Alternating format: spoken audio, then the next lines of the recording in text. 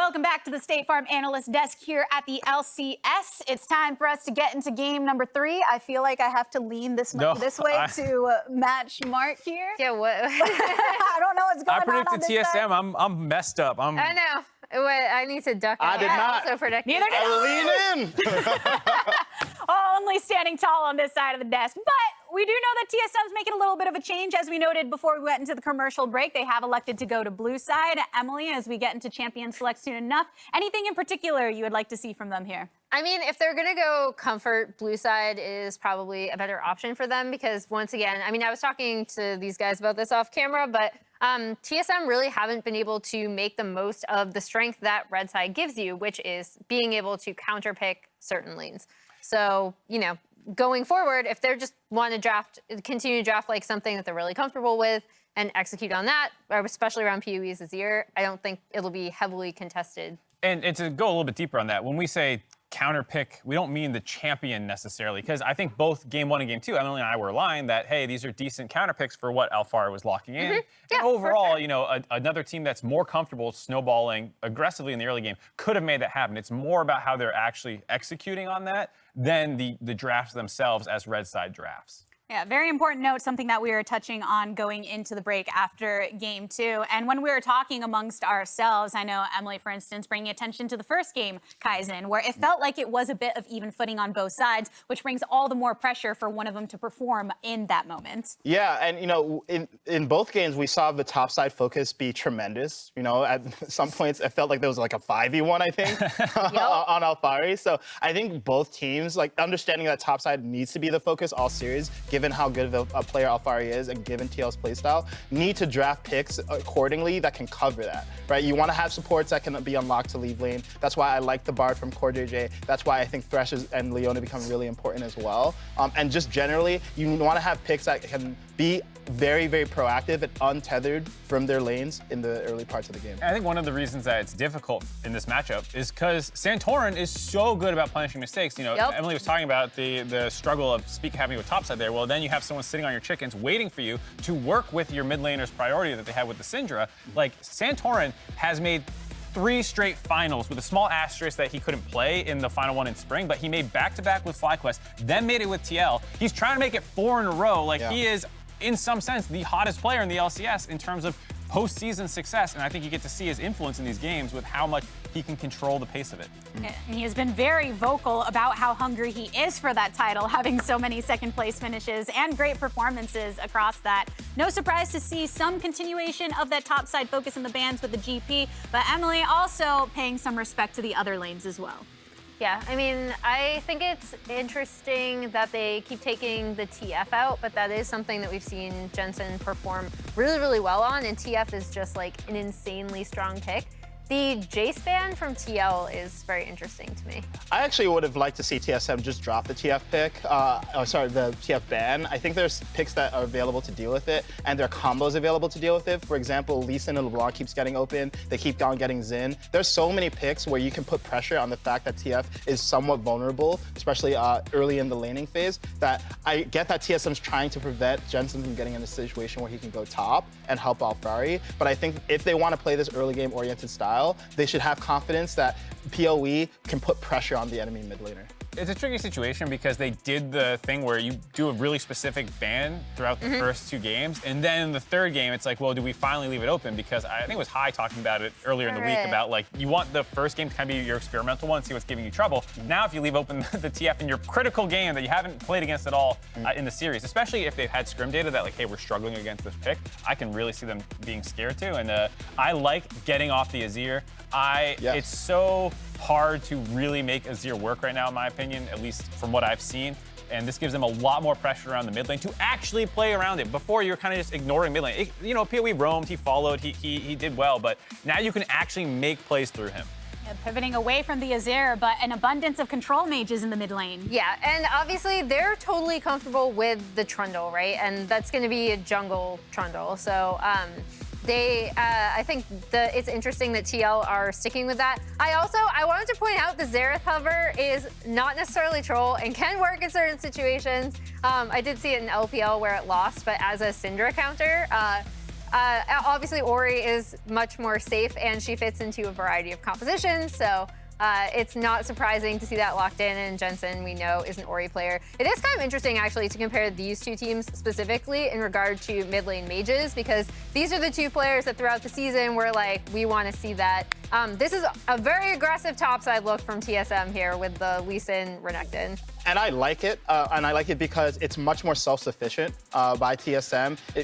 We talked about Spica needing to be able to step up. Well, I think he can only step up if he's in a situation where top is relatively safe. And I really don't want to see TL actually draft Zac here, because I think if they draft Zac, that's basically conceding that, hey, levels 1 through 5, you're good, Huni. You're going to be safe with your Renekton. You're not going to have any pressure. So I would like to see TL also choose to draft something more aggressive so that they're not in a situation as TSM where they don't have to worry about top anymore. I was so sure that they were going to flex the Renekton top when they started hovering the Zac, or excuse me, the Trundle top into the Renekton, which we've seen played before pretty well. Or And then I thought they were going to take Xin or something. Yeah. Which we also saw, and I was like, wow, TL have been hovering everything that was in the LNG Suning series. I didn't think that was going to support. I just meant that I thought it was an interesting takeaway, given that the Xin was still up, and you take the Trundle blind to be like, Spica, what are you going to do about this? And they just sacked the Xin. So I thought it was potentially a really tricky flex where you get the Xin and the Trundle.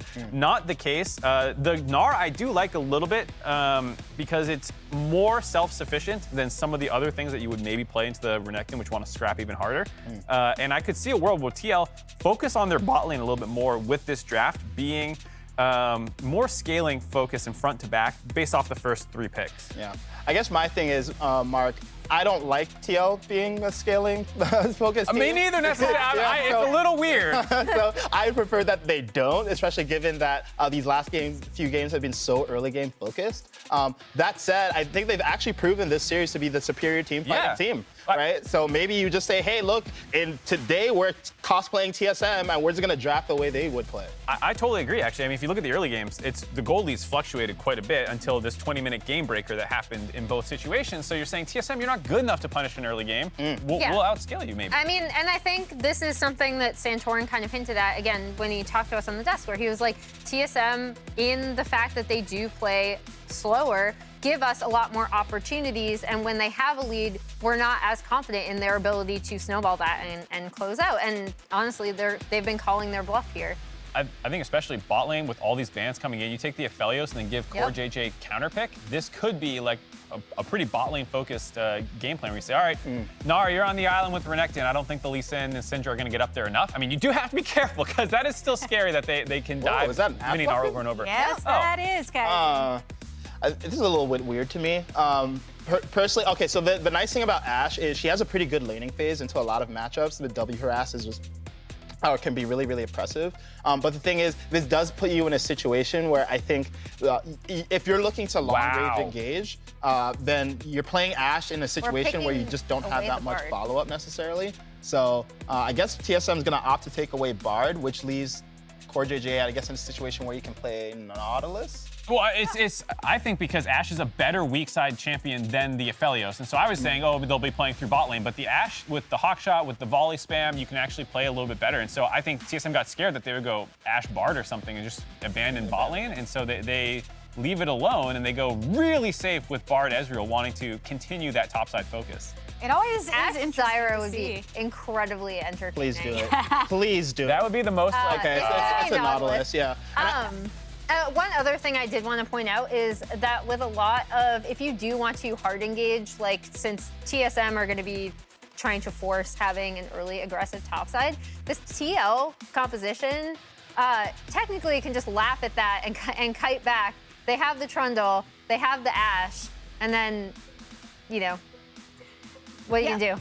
It puts us in an interesting spot from the viewer perspective, Kaizen. As you're saying, you want to see these aggressive picks. Even looking back to the series against C9, the game that they did drop was when they pivoted away from one style and went towards another. Yeah, but I think the thing for TL, and going back to Mark's point about how Santorin is playing, is I think what made him so good this series is not necessarily being aggressive, but it's having an intelligent understanding of where he thinks TSM is going to attack next and making sure that he's mirroring Alphari as much as possible. So overall, even though this is not the kind of draft I would favor for TL overall, given how they play in the series and they know what TSM is going to do, I think it's totally fine, especially with CoreJJ on a pick that can roam on the map and make plays in the Nautilus. Well, and he has a best friend in the Ashe, because if the Ashe is on your team as a jungler, you love it because you can track the enemy jungler so easily. And that is another, I mean, we probably know that Speak is going topside, but that's another benefit that the Ashe brings to this competition. I mean, it's crazy. I mean, TSM are pretty much all in on an early game focus with all their champions and the bar wanting to go topside. It's very telegraphed, and it's just, can TL be there at the right times to match it?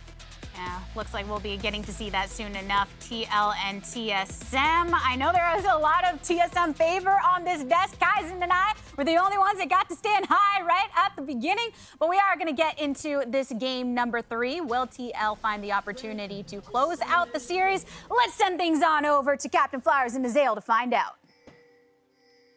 Thank you very much, everybody over there on the desk. And let's see if TSM can strike back or if TL is going to make this one swift. Because quite honestly, the first 2 games have looked pretty easy for them. They absolutely have. And the fact that TSM clearly came into this series, they were going for it. He just flashed dredge-lined? Is Tactical gonna flash over the wall and shoot him? Yeah. Flash W. And that's probably a kill. I guess he doesn't want to go for it. I mean, you got the flash out. It is a trade of 2 summoners for the 1. That was a pretty slow reaction for Lost. But he still has heal, so killing him is probably not going to work. But. Yeah, that's true. Yeah, if you flash in, he'll just heal. Honestly, I expected him to just E over the wall as soon as Nautilus went in there. You know, as soon as Nautilus came around the corner. But he didn't want to skill the E, I think. I think he was hoping he could hold his skill point and move towards just having that Q, having a more regular lane phase. Because your lane is going to be horrible now, right? Yeah. You're in this situation where you're up against the Ashe, who is a really strong laner.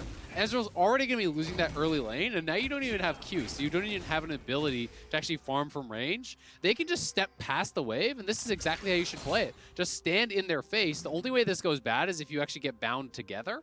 Otherwise, it's very, very easy with this kind of new meta. Hail of Blades, Ashe. You get out those 3 quick autos after the W. It's really powerful for trading in lane. Yeah, and the Ezreal E cooldown at level 1, I don't really play Ezreal, so off the top of my head, I don't know it, but I think it's around upper 20 seconds or lower 30 seconds. Yeah, 28 seconds. Every 28 seconds, you get an ability. Until then, you're back to auto-attacking. Over here in mid lane, this is one of the most classic matchups throughout the history of competitive League of Legends, is Syndra versus Orianna. I feel like if you're a pro player in mid lane, at some point, you have played both sides of this. Yeah, absolutely. I mean, Jensen's most played in his career is the Orianna, right? People think about him as more on the aggressive side compared to Power of Evil, but Jensen has made a career out of being an excellent control mage player. Lately has been branching out more from that, but going to be in his comfort zone for sure, pairing up with the Nautilus here.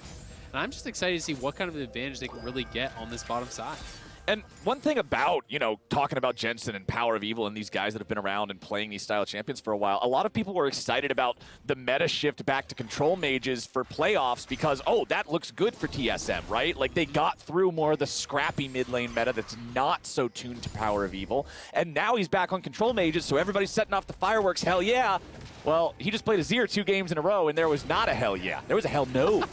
And that's problematic. If he's on his iconic style, on one of the most extreme versions of that style in Azir, and it doesn't work, well, hopefully they can turn things around. Oh, they're trying to go for a top gank here early.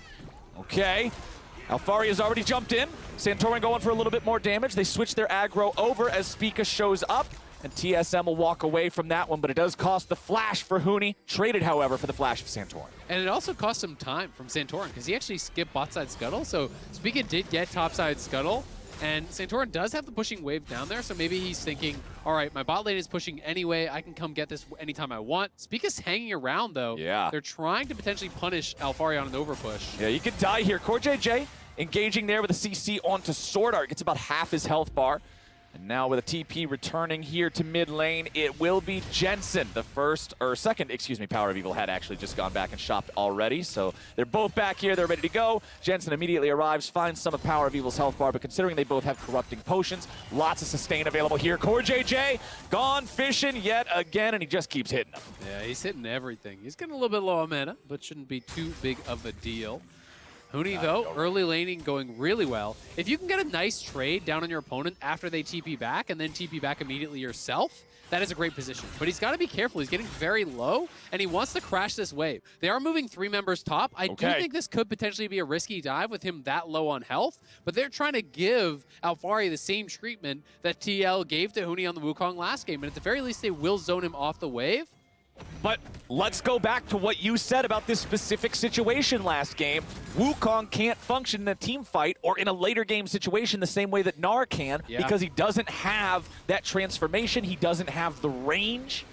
But Alphari does. He's on his Gnar again, and he is comfortable on the back foot. Exactly. It's much more okay to be kind of gracefully losing on the Gnar to be building tank than it is on the Wukong. You know, he went boots and cloth armor as his first buy, right? It's physical damage from the jungle, physical damage from the top laner. So you're going to be feeling really good about actually going towards this very defensive early build here. Probably going to grab tabbies whenever he can. Huni, though, in a pretty good spot early. We'll see if he can actually extend that advantage whatsoever. Yep.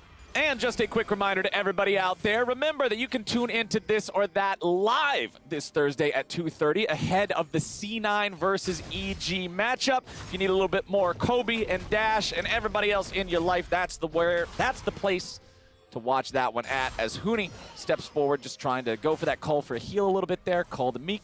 And Alphari can hop, skip, and jump right on back away. So again, critically, because Huni was covered on the push, he didn't actually have to use his TP. So he is trying to hold the wave, and Alphari is just going to base, because Alphari doesn't know where jungler is, but he is mid. CoreJJ could be in a bad spot. Aftershock keeps him healthy enough.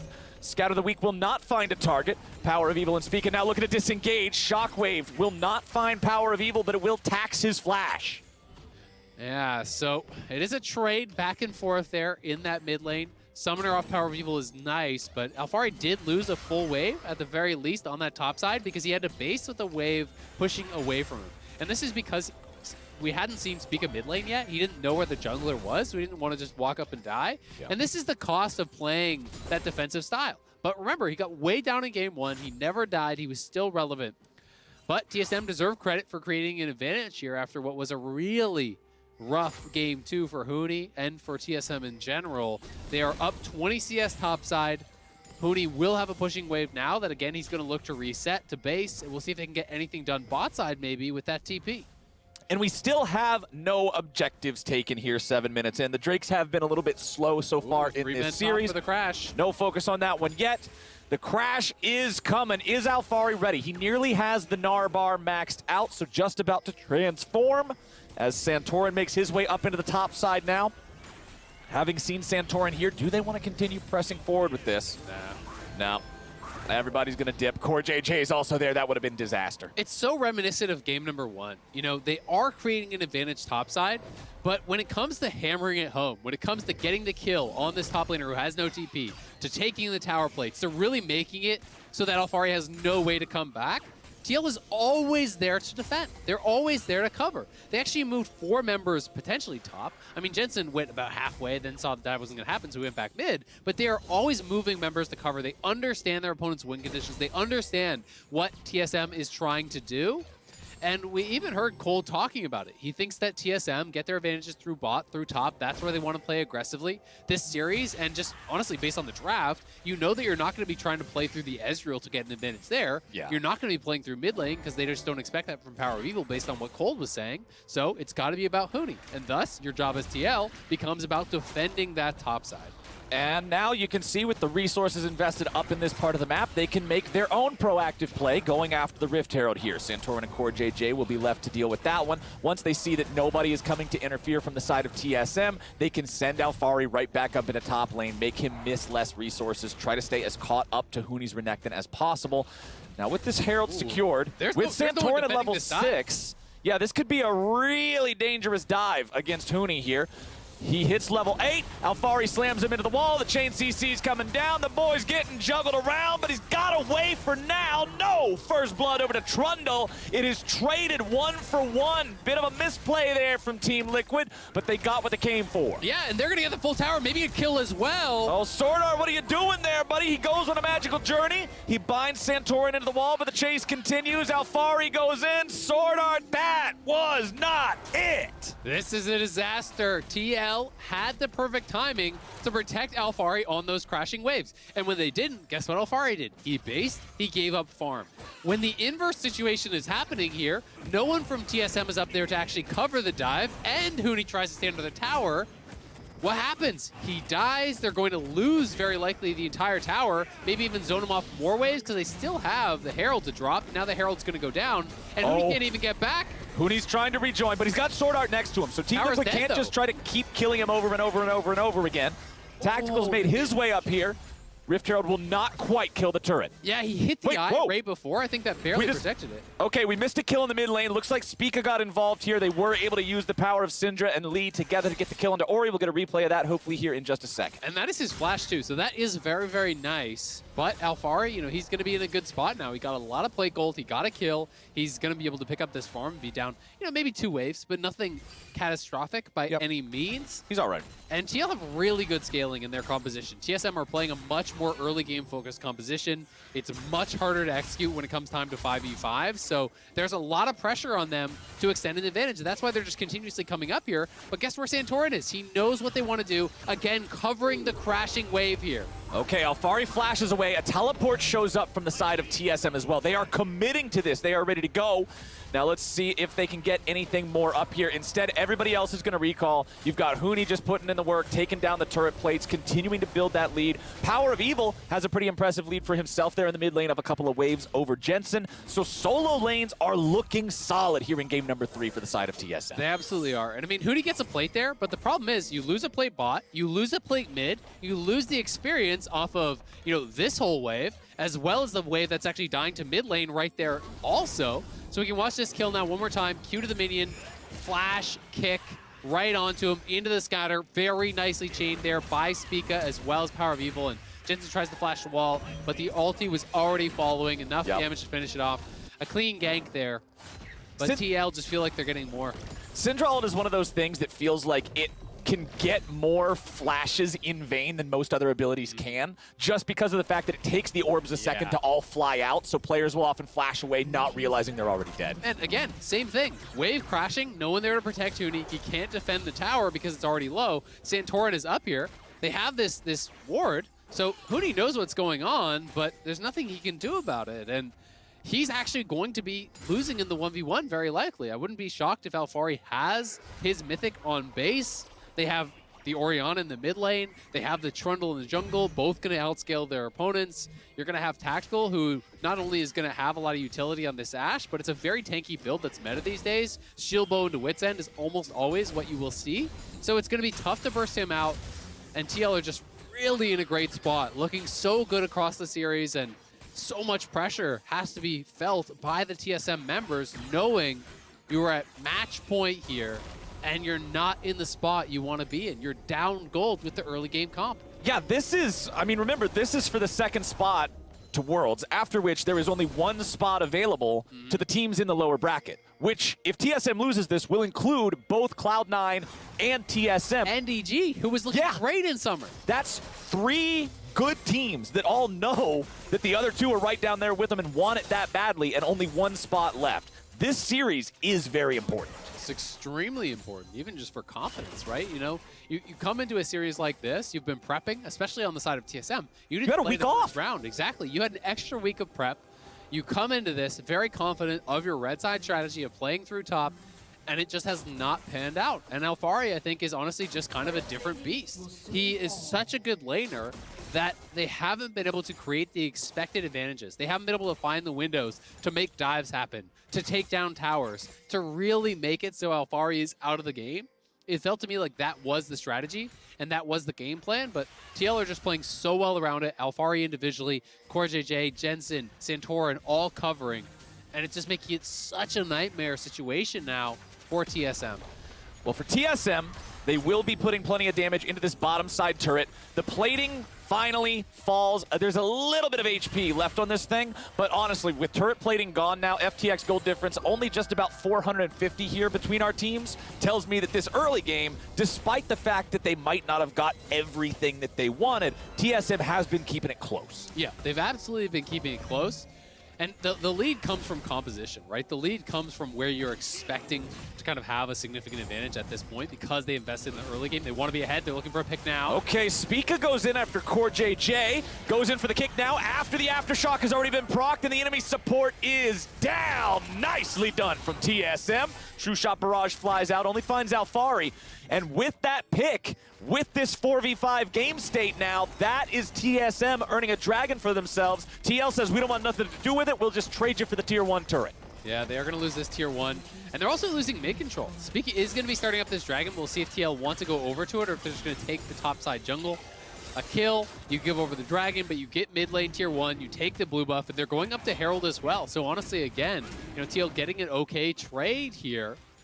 Based on the situation, but TSM trying to get more. They're going to take a tower themselves. And it was a good punish on Core JJ, not having his flash. That is a track timer. Spica knows that it's down, so he went for the hook, or rather went for that kick, and does find a kill for his team.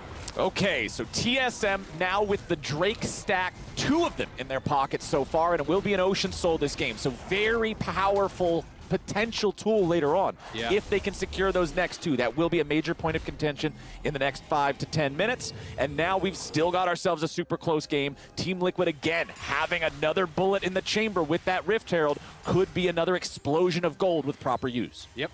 They're very likely going to look at that bottom lane outer. That's the last outer tower here remaining. Just try to continue injecting gold into this team that is going to scale really, really well here. You know, Lost doing fine for themselves. It's kind of dead even farming between these 2 marksmen, so it's going to be about execution. Yeah, but Tactical does have that Ash Arrow, which I haven't seen used yet this game. And that is going to be a pretty powerful engage tool that you can set up for it with the Trundle Pillar. You can follow up very easily with the Nautilus, and they're trying to look for a pick here. Spica is behind Alfari. They want to get this kill. Alfari jumping away, heading back towards his own jungler. There's your enchanted crystal arrow! Huni stays alive though, and now they're turning their attention over onto Spica. He gets away and tries to disengage. Jensen doesn't find the damage. He doesn't aim the skill shot right, and that means it's disaster. Team Liquid are being torn apart, and TSM are the ones doing the tearing. TSM come alive! They get the kills in the bot lane there.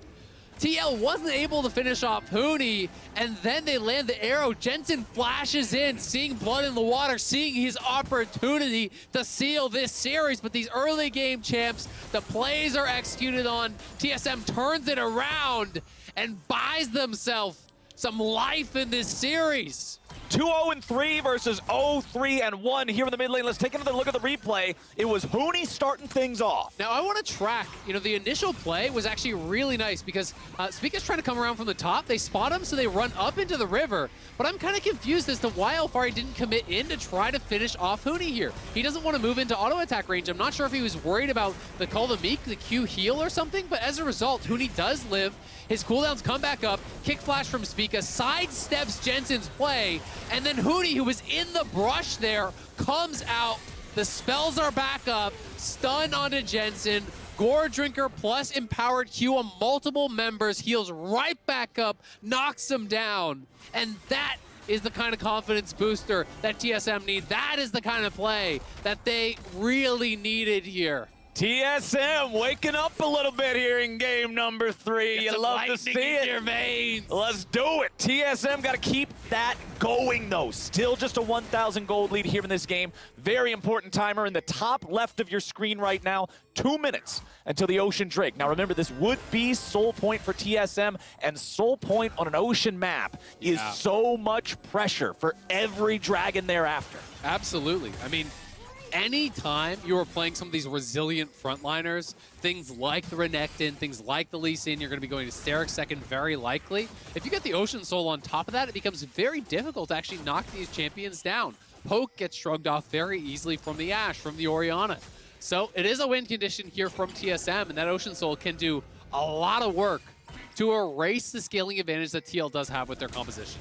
And when I'm looking at TSM, both of the frontliners of this squad, Gore Drinker Bruisers, but on the side of Team Liquid, there is no active Grievous Wounds application. Yes, there is a Thorn Mail, but you have to be auto-attacking that champion specifically. So that means there's a lot of potential to bait in and out-heal for the side. Oh, wait, never mind.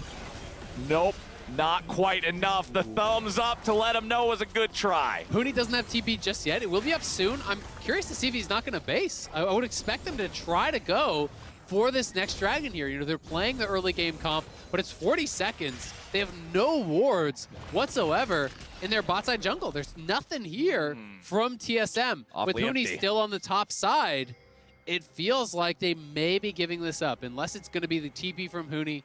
But right now, he's just kind of lying in wait up in that top side jungle and does take the red buff. Nobody from either side is around this dragon placing down early vision. There's no, generally, you know, there's always the conversation about you shouldn't be going to the objective when it spawns. You should be there 60 seconds ahead of time to fight for vision, to play for positioning, all this yada yada blah blah. Nobody's doing any of that. The clock says 6 seconds, and there's not a soul around. TSM finally heading into the bottom side river. Yes, there is Scuttle Crab vision for TL, but nothing more. So TL just decide, hey, okay, we want to play for late. We're going to give up this third dragon. We're going to fight it the fourth, buy some more time to complete additional items. You know, allow the Orianna to get a second item in there. Allow Trundle and Gnar to complete a second item. Tactical to potentially have that wit's end that he is going to be going for as expected. So it is this very durable build. Going to be difficult to burst down the Ashe unless you have an overwhelming amount of damage on top of them. And those trade for a little bit on this top side, but won't be able to make good on that blue steel. It's a lot of vision up on the top side, though, and I don't think TSM realistically have to be worried about a Baron at this point. You know, TL have all these wards in this area, and they will actually get the True Shot Barrage out to check, but with Tactical showing mid, it's 20 minutes in. That Baron would die so slow. So TSM there's no real worry about it, right? Like, okay, Trundle will hit it, Orianna will throw a couple spells, but it's not like you're looking at a Cassiopeia and a Kaisa burning the thing down at 20. Like, it's not not that big of a deal. But okay, Alphari continues farming up in the side lane here. You can see him working towards that Stair Axe. It's already completed for Huni. It's being worked on by Spica now as well. And Team Liquid still a little bit behind here, still having the pressure of that Ocean Soul on them here in about 4 minutes. Jensen not having the greatest game here. 3 deaths so far. Might just be the 4th. Spica goes in, grabs a lot of damage. Sword Art tries to go for the flash, but Jensen flashes away. His shockwaves have not been great this game. No, they have not. And he's kind of known for not even needing the setup, for being so on point with it. So not able to connect there, but a lot of move speed on Sword Art. He has the Swifties, and they're going to turn to Baron here. They still have Sword Art's ultimate to try to turn and potentially deny a steal here from Santorin, because Santorin has his flash and he has vision. So I think the TSM have got to turn for the fight. I don't think you want to commit to this. There is no ulti available on Jensen, but he's already stuck. They fire out the Enchanted Crystal Arrow, and they're looking to find more. TSM's already got 1 kill. Team Liquid running away. Alphari nearly charged up with the Gnar bar. Scatter the Weak won't hit a target. TSM, though, they're hurt enough that they're not back onto the Baron. So Team Liquid will trade their mid laner to stop that take. They do get a kill. They continue putting on the pressure here. The turn was good. A little bit of anti-synergy was concerning with the Bardo overlapping the Renekton stun. I thought things could have gone bad, but because Jensen had no shockwave, it didn't end up mattering whatsoever. And Jensen having a rough one. 0, 4, and 1 has died a lot. His aggressive plays have been punished. And TSM are staying alive here in this series. They need to win this one. With that kind of damage coming up from Power of Evil, that is terrifying. It's only armor on Alphari. He's got no MR whatsoever. And this is what people want to see when they think Power of Evil control mage, right? The Syndra that's just able to play so aggressively because he knows that he has the timing to make sure that he interrupts any sort of an engage with a Scatter the Weak, and he has the damage because he's been farming so well. And Core JJ now might just be caught out. He tries to drop the ulti onto Spica to get away, but the chase is on, and the targeting has switched to the enemy AD carry. Tactical with a flash over the wall. Power of Evil with another one for Jensen.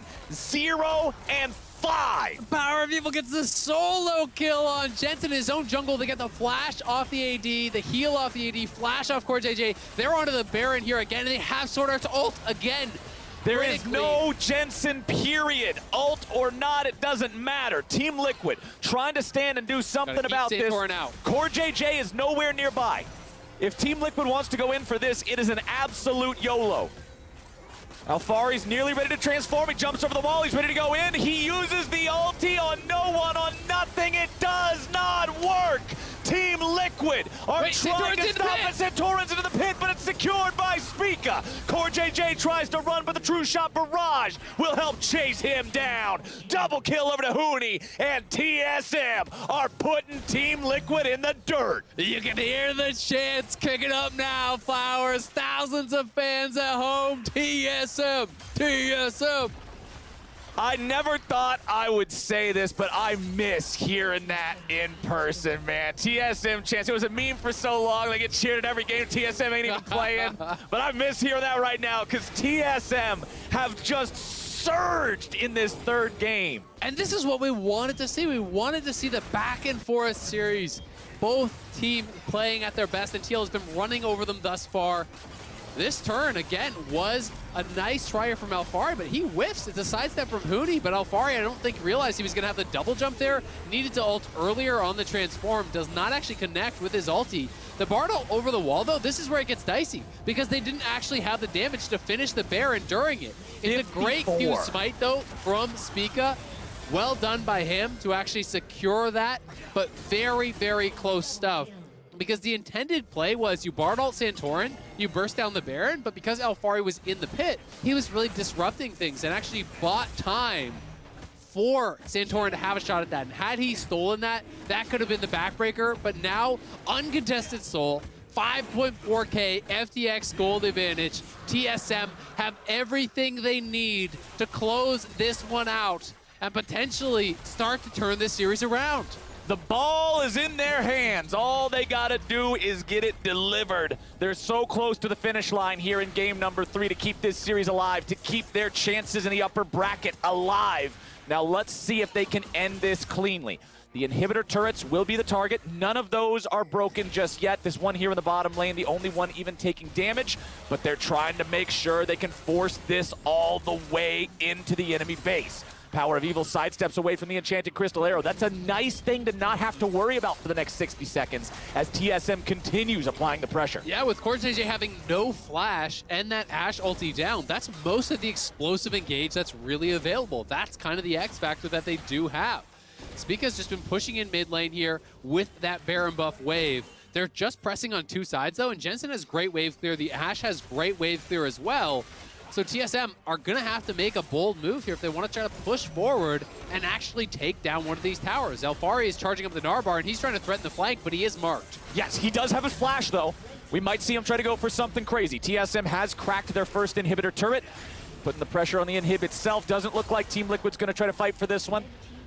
They'll give that over to TSM, and TSM back out. Only 5 seconds left on the Baron. Red Bull Baron buff got them 4,820 gold, but Power of Evil has been stopped. It won't matter. He won't die. He casually walks away, and TSM just continue keeping it clean. Woo, that was a bit of a all planned. Dice. All planned. All planned. 10 seconds keeping it clean. Guys would have all been gone. Keeping it clean. All planned. Calculated. All planned. Now for TSM, the rest of the plan just needs to be how to seal the deal here. How to make sure that this one ends in a very concise, efficient way that doesn't involve Hail Marys. And I think they've shown us what that plan is. It's around the Baron. The Baron's going to be up here in 2 minutes. You can turn with the Bard, utilize the portal over the wall to chase into the jungle to take down Santorin. You have a massive advantage. You just need to take that fight. You don't need to go for the 50-50. And the way you draw TL in is around these neutral objectives, these super buffs of the Baron and of that Elder potentially here. So right now they're trying to push heavily on the top side. They know Alphari's down in bot lane. He's showing on the wave. So they're going to get this outer tower. TL definitely won't contest for anything outside of their base. Oh, no. And the question just becomes, are TSM going to try to push aggressively before the Baron? And my guess is all they want to do is just control vision. You know, just deny all the wards in this area, right? There's not a single ward from TL in their jungle right now. This is the best they got right there. Yep. So it's not a lot right now. I mean, they got this one blue ward down here in the brush. Nope, never mind. Sword Art just killed that thing. Now that's the a... first if I've ever seen one. Yeah, that's now a TSM Ghost Ward, so my bad on that. All right, 3 minutes till Elder, 1 minute and 20 seconds until Baron.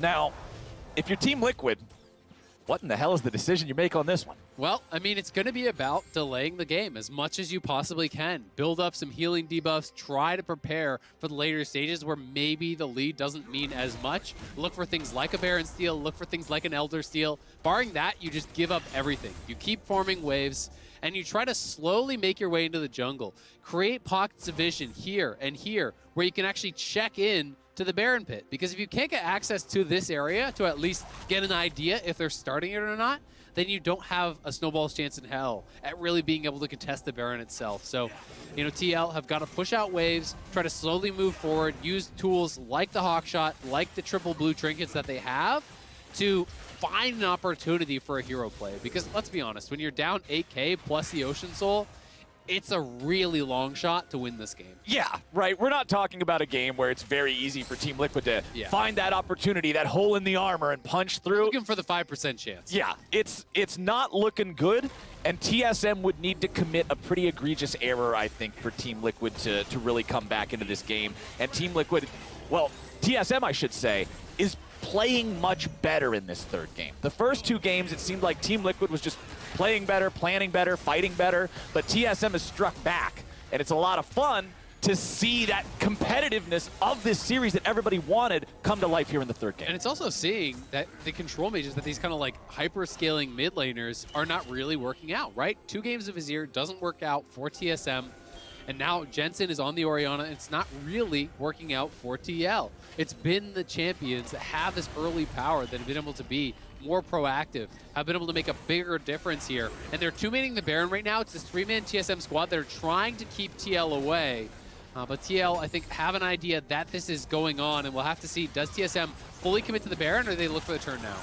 Okay, they're aware that the Baron is at about 6,000 HP. Team Liquid's trying to go. Core JJ setting it up here, but he is going to be hit by the Bard ulti right in the front line. Speaker going to be your target next, but he goes into the stasis, able to stay alive. Santorin with the flash over the wall, looking to chase, trying to find the damage on the Power of Evil, but the Ocean Soul is way too much. Speaker's going to be shut down. Santorin stays alive. It is a 1-4-0. Team Liquid has managed to win themselves a team fight, but the minions are destroying the base. Now it's up to Team Liquid to try to retreat. TSM want to stop them, but it's Team Liquid who now poses another threat. Huni's going to lose the Guardian Angel as Lost can't find the damage onto the low health bars. Huni continues running away. He's stuck in the Wraith Pit, and he dies there. It is still a 2-0. True Shot Barrage finds the first for TSM. Tactical will be number 2. Sword Art taking the kill credit on that one, as now they keep the chase alive. Lost wants even more, and Power of Evil's ready to cut him off. Santorin and Jensen both looking for the way out, but PoE is ready to go. He slams the orb down on Jensen and buries him underneath it. TSM, I lost my words! They're just marching it down the mid lane, and they will slam that thing into the ground too. Santorin goes golden. He's at about 1/4 HP, and the man's already dead. Alfari tries to bounce on out, but 1v TSM, it ain't gonna work. Team Liquid, they looked so good in the first 2 games, but here in game number 3, it's TSM coming to life to get their first win in the series. They're even dragging it out, padding the stats here with a fountain. They get the ace, 18-5. It's a TSM win. It's redemption for TSM in this series. Get crushed in the first 2, battling back here against elimination in this series. Would have been knocked to the lower bracket if they lost that one, and they crushed TL, largely off of this big skirmish in the bot lane, where they really out-executed TL, where TL overcommitted to the play, and TSM were there to punish, utilizing this kind of early mid-game comp. They were winning the skirmishes. They were utilizing that early game power to take dragons, to snowball towards Soul. And that big bot lane fight really kind of got them over the hump to get towards the Baron and the Ocean Soul and all these kind of key objectives that they really needed to secure the game. This is exactly what TSM fans wanted to see. TSM are staying alive, and when we return, the Analyst Desk will take a deeper look at that victory, and they'll get us ready for game number 4. Don't y'all go anywhere.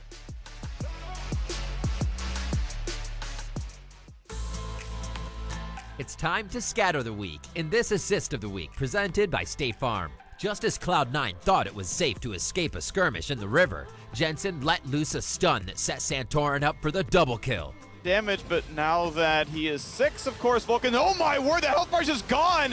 What a setup burst that they will trade one back. No, they will not. It's just all the damage out of Santorin. Coming alive in this one, walks away cleanly.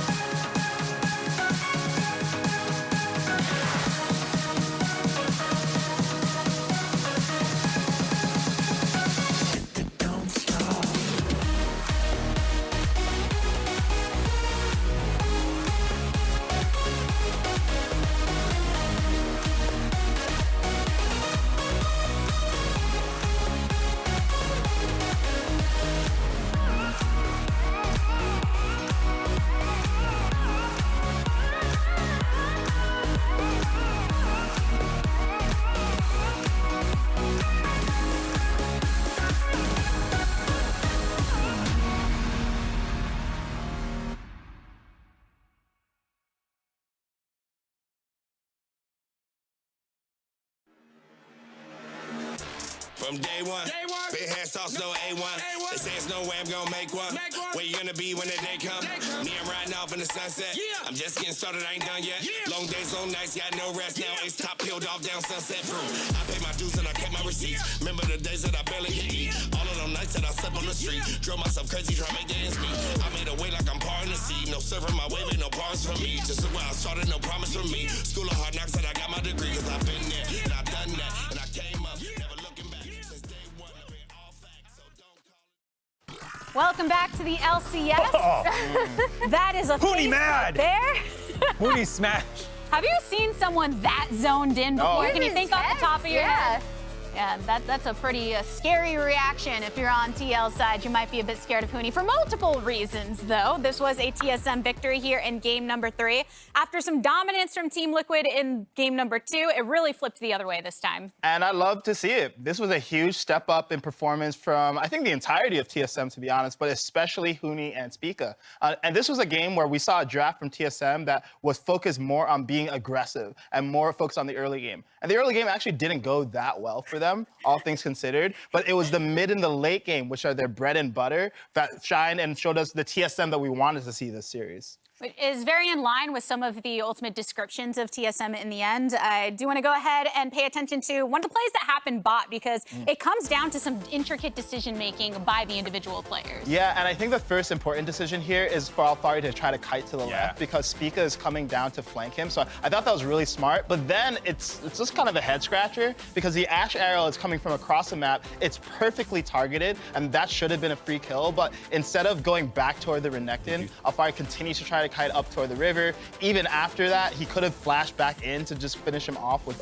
auto, and he doesn't. And this catapults into a complete overrun by TSM, and I think that was a big turning point in the game. And Huni, with that extra life that Alfari kind of gave him, turned around and actually was one of the key people for re-engaging onto Team Liquid. And I think for Huni, he is someone who has struggled in some sense in North America compared to the instant success he had in EU. The success he found with SKT in North America has not actually even made a finals despite how many playoff runs he's had. And I think you see that's why he's so angry, that's why so driven. He's like, I am gonna make a finals, goddammit. So like I understand him being so hungry, and I think he showed that, like, if you give me an inch, if you let me live one time, I'm going to re-engage and kill you. And I was really impressed by that, like, mindset from him. That's a face of a man who's tired of attempting, and he's ready to succeed. There's so much explosive reactions from the audience to Huni's style of play. And Emily, I feel like it is because he's willing to put himself in those positions to really go for it, even in the cases where it doesn't work out. But when it does, it's looking pretty good. Yeah, I was thinking of that on the opposite side of the matchup, right? And I was like, oh, if Huni is that Gnar, he's going in, right? Yeah. And that's not even like a ripping anyone apart. It's a massive play style difference. The other thing I wanted to point out with Huni in particular in this game is that I actually thought Santorin did a really good job of tracking what they wanted to do topside to the point where they didn't even get first Herald and actually ended up having to trade bot side pressure for it because TL actually got all of that early pressure topside. They tracked what they wanted to do really well, and Huni was not necessarily like behind, but Alfari was put in a very good position where you would have expected TSM to actually be the one snowballing that top side. So this is a really good recovery because outside of that, this like hard focused top side didn't actually work for TSM in this game. Yeah. And we knew coming into the series that there was going to be a lot of focus topside. We've heard it from the coaches. We've heard it from the players. We've seen it in action. But it was another play with somebody else that was located kind of around the top side where we really saw TSM take advantage of the setups. This bodes well for them looking forward to the rest of the series. I think that their coordination in the mid to late game looked much better. Here they're using Bard's map mobility to find Jensen extended in the side lane. They're able to blow his flash and ultimate. And then immediately after they get this, TSM's like, great. Now that he doesn't have those abilities, let's go force on the Baron. It's not a real Baron attempt. There's these ones where you actually like, we're trying to take Baron. And then there's times where it's like, oh, we just blew these cooldowns. Make them walk into us. And so the fact that they do this play shows that they're understanding the weaknesses of TL's comp. Jensen TP's back into a really risky position in the top side instead of being front to back with the rest of his team because he's under pressure that TSM is putting on them. And then, again, they're mostly looking for the turn. So as soon as they see Jensen on this ward, everyone's over the wall, everyone's punishing him. And, from this point on, they just picked on Jensen and killed him like 2 or 3 more times in this game. Yeah, Jensen, and this play isn't necessarily reflective of the game he had, but he did not have the best game, let's just say. Also, the gold graph really reflects a little bit of what we talked about, where I actually did think that TL had this early game pretty well in hand until that bot lane fight. Because until then, TSM, and admittedly, TSM are pretty good at this, they were getting cross-map trades. It just wasn't advantageous for them, right? So like where they were supposed to snowball topside, they do end up getting pressure bot, but that's not ideally what they would have wanted to do. So I do think you see some of TSM's strengths as a team, even when they were behind and even when their draft doesn't play out as expected in when they are able to punish these mistakes, they're able to snowball it from there. And then additionally, when they do have to trade, even in a disadvantageous situation, they'll make sure they get something. Yeah, does this feel like it falls very in line with what you expect to see from TSM when they do have the victory? It is that mid and that late game prowess that really comes to their advantage. It is, and I think the early game is fine. Like, I don't think TSM needs to win early game. Right, I think they're looking more to shut down Alfari and make sure Alfari doesn't win early game. So if it can continue to do that, I have confidence that the mid and late game normally is an area where they're comfortable and they're going to be fine. So I'm not looking for them to snowball. I totally agree with they don't need to snowball point, as long as they still have proactivity and playmaking. Because I feel like sometimes with the Azir that can be lacking. They try to make it work, and I think that was one of the biggest pivots in this game, which is PoE can be a good playmaker for you.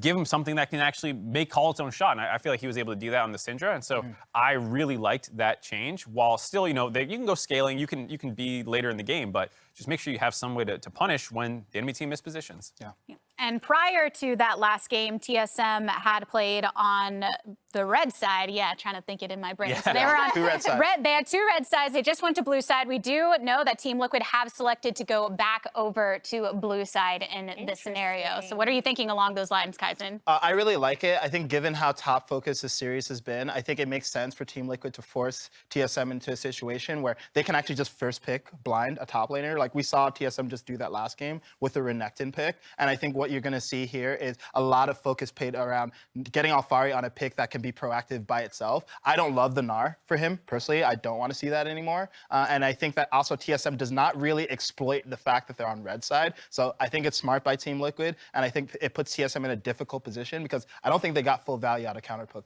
the last 2 times they were on this side. In the end, the way that the series has been going, TSM is in a position where they have to pull off the reverse sweep to secure that spot for Worlds qualification. We are going to find out if Team Liquid can clutch it out, though, and secure that spot for themselves, or if TSM will push this the distance for a second Game 5 2 days in a row right after this. Push it, please. You know, I thought it was also that Team Liquid in their Game 4 or Game 3 last series was like hard.